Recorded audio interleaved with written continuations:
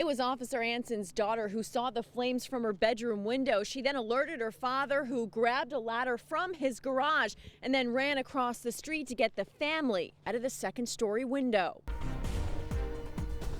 And the violence had become so bad, armed guards were posted at public parks. Yeah, but now police department says its efforts to crack down on street crime in the community are working.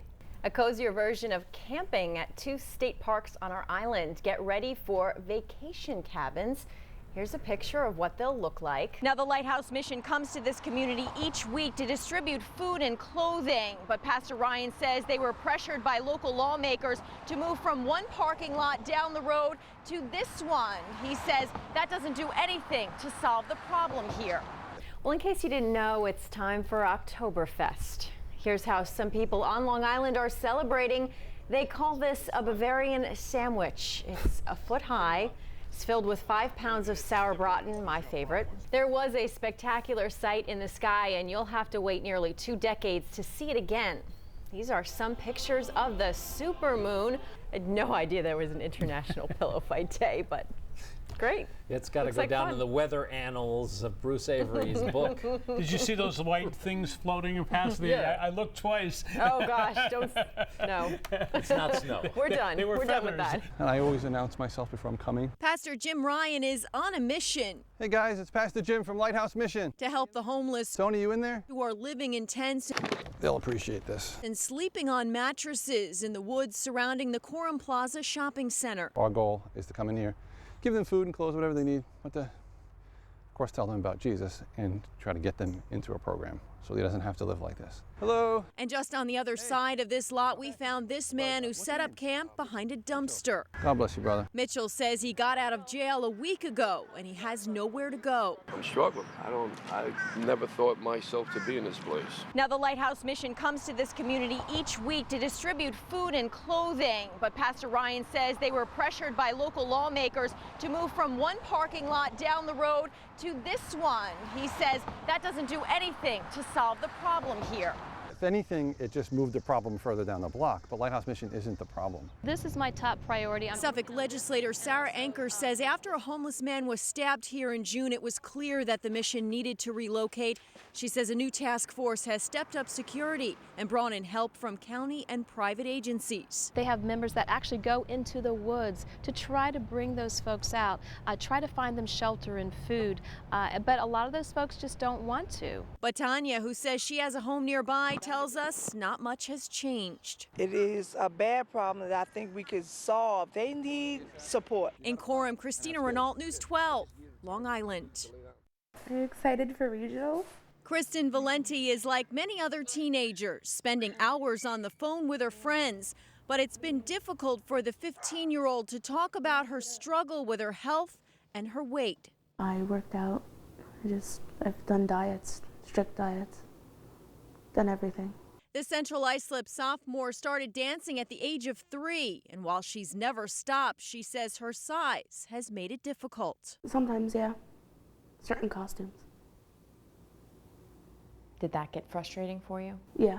After being diagnosed with high blood pressure, diabetes, and other conditions, Kristen says one of her doctors referred her to the Stony Brook Bariatric and Metabolic Weight Loss Center. She's young.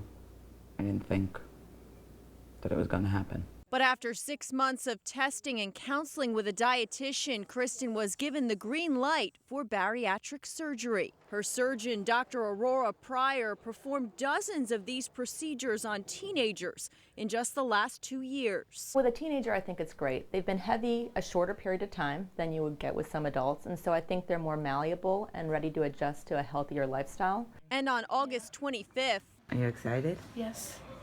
Nervous? Yeah. Oh, love you. Love you too. Kristen underwent what is called a sleeve gastrectomy, reducing the size of her stomach to limit her appetite. The outcomes of the sleeve are really well tolerated, less than 2% risk of any complication. Fast forward nearly 6 months to the day of the surgery. Kristen has already lost 67 pounds. Congratulations on making it this far. Glad you did this. Yes. Yeah.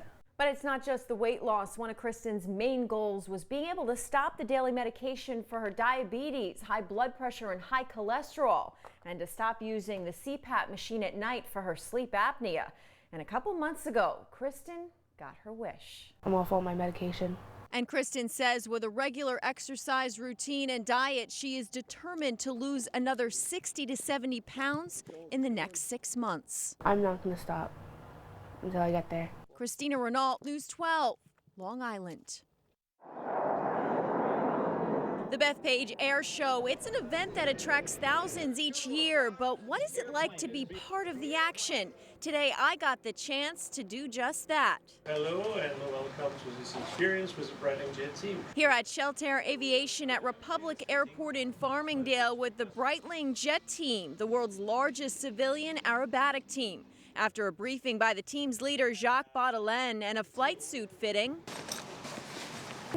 7 other anxious reporters, photographers, and I were headed to the tarmac to get strapped into the 8 waiting L-39 Albatross twin-seater jets. I'm ready. Wish me luck. In just a few minutes, Here we go. the jets were in formation and we were high above the island's beautiful North Shore doing rolls and turns over the Long Island Sound. These experienced pilots took us as high as 10,000 feet in the air and reached speeds of up to roughly 400 miles per hour.